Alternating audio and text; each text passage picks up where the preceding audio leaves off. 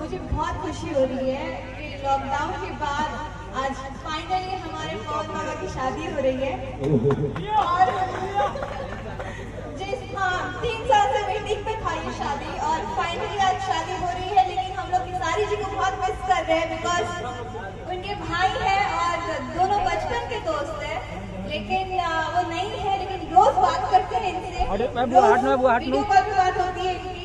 और अभी भी हो रही थी, पता नहीं आज तो ये मतलब अजीब भी दिख रहा है, शादी भी कर रहे हैं, एक्टिंग भी कर रहे हैं।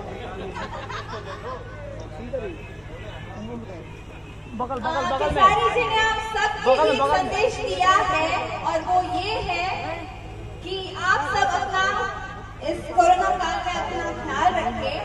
और जैसे कि वो आप सबसे बहुत प्यार करते हैं, वो भी फिलहाल लंदन में है, तो वो अगले महीने आएंगे आप सबके बीच में। तो उनकी तरफ से उन्होंने कहा है कि आप सबको एक बार लव यू बोल दीजिएगा। तो खेसारी जी की तरफ से आप सबको लव यू और इतना प्यार देने के लिए थैंक यू सो मच। और हमारे पवन बाबा को ढेर सारा आशीर्वाद दीजिएगा कि उनका ये जीवन बहुत सुखदायी हो और बहुत खुश रहे। 3 साल की ये कैसे पल कटे हैं पता नहीं, शादी के टाइम पे ऐसा ही होता है। हेलो आप हमसे कमिटमेंट किए थे।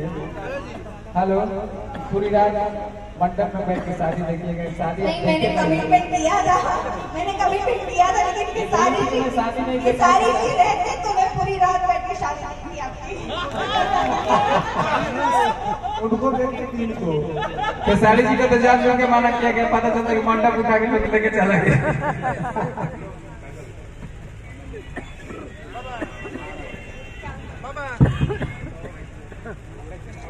अभी सभी लोग बैठे